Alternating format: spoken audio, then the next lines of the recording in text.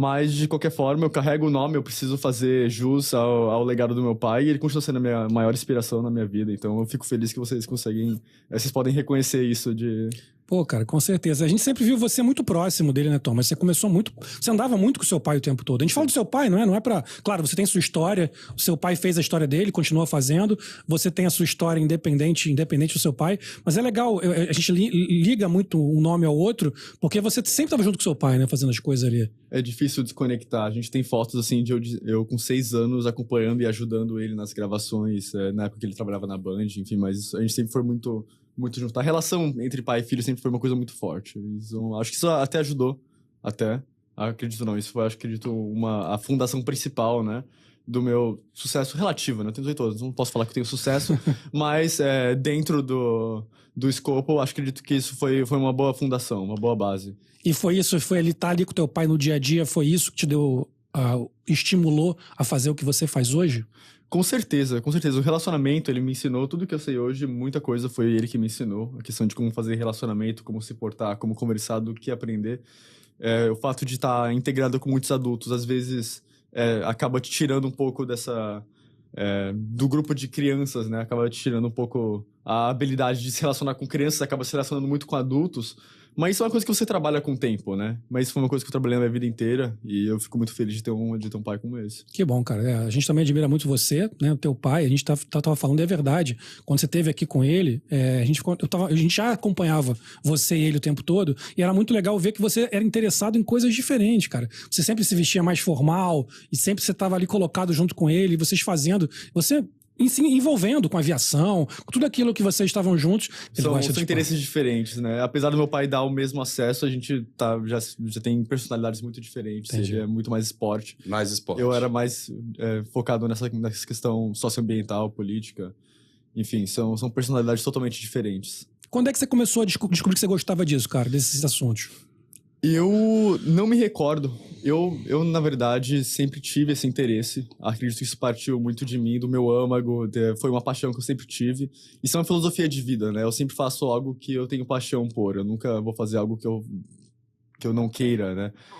Eu acredito que se a gente for fazer algo, tem que fazer bem feito.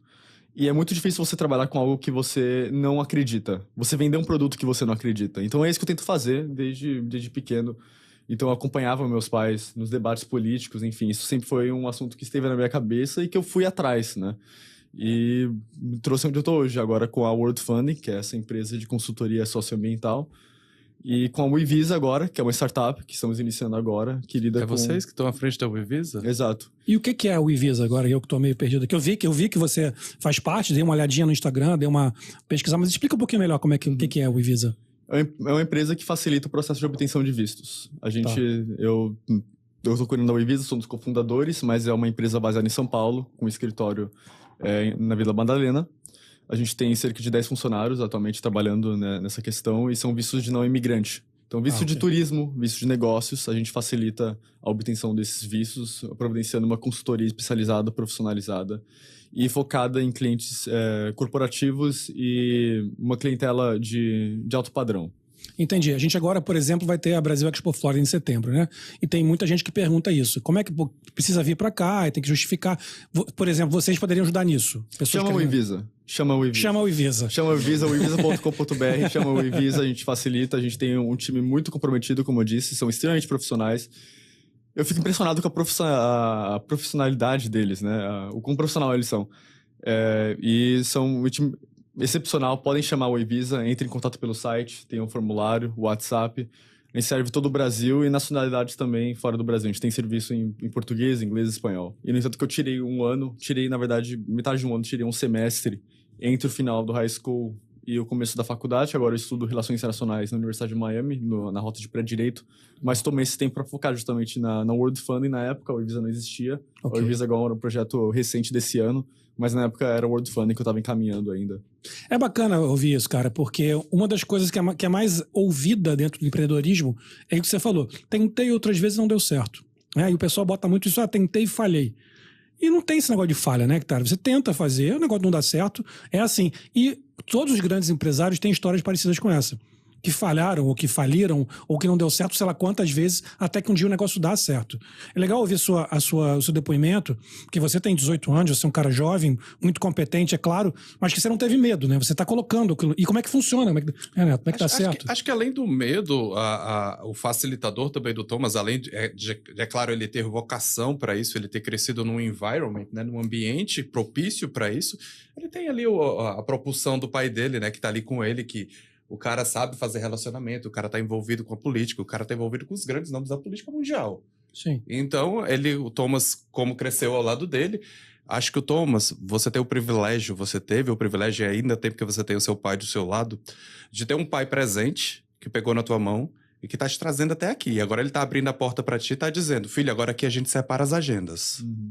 E você vai trilhar o seu caminho e eu vou trilhar o meu. Sim. Então ele teve a referência e o pai dele trouxe ele até a porta e entregou. Não, com certeza, mas é muito importante, cara, a gente entender que, no caso, claro, o Thomas teve o Fernando como grande impulsionador, mas que mesmo que ele não tivesse o Fernando, né? Porque às vezes fica muito.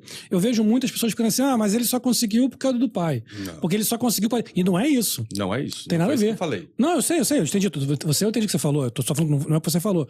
Mas é muito importante deixar claro pra quem tá vendo, porque as pessoas falam, né? Mas ele é filho do Fernando Reis. Cara, mas eu conheço um monte de filho de um monte de gente que não vai pra lugar nenhum. Né? Porque não vai, porque não toca. E um cara que. Claro, óbvio que teu pai que você tem te estimulou, te ensinou. Óbvio que ensinou. Mas a tua iniciativa, né? Você chegar nos lugares com um projeto legal, só pegou porque as pessoas aceitaram que era um bom projeto, né? Com certeza. É um potencializador, né? Ter um pai presente é um potencializador. Quando eu tinha 13 anos. Comecei a trabalhar aos 13 anos, né? Então comecei cedo. O empreendedorismo veio um pouco depois. Mas comecei a trabalhar aos 13 anos. E depois de 3 anos, 2 a 3 anos trabalhando na empresa dele, fazendo esses serviços de escrever artigo, de lidar com contratos, a parte comercial, compliance, enfim, eu decidi descolar dele. Foi aí que eu entrei na aviação executiva, que daí é uma outra história na minha vida, porque eu juntei essa minha paixão que eu tinha pela aviação. Desde pequeno, amava aviões. Juntei isso com o fato de eu já ter uma experiência de trabalho, já tinha no meu currículo lá 2 anos e meio de experiência na empresa do meu pai, e comecei a buscar oportunidades. Foi assim que eu caí na aviação executiva e que acabou coincidindo com a sua rota também de vida, né, Neto? Exato. Que é uma coisa interessante, a gente se conhece. A gente já fez alguns, tentou desenvolver alguns projetos. Tentamos, não, nós fizemos um projeto juntos, né, Thomas? Sim. Conectei um cliente com o Thomas e o feedback que eu recebo depois, a gente termina a reunião, a gente fez um Zoom, termina a reunião, a pessoa entra e fala, mas Neto, esse vendedor tem 18 anos. Eu falei, o que tem? Ele é um vendedor. O produto é o mesmo. O produto é o mesmo, e o cara é um vendedor. Qual é o problema?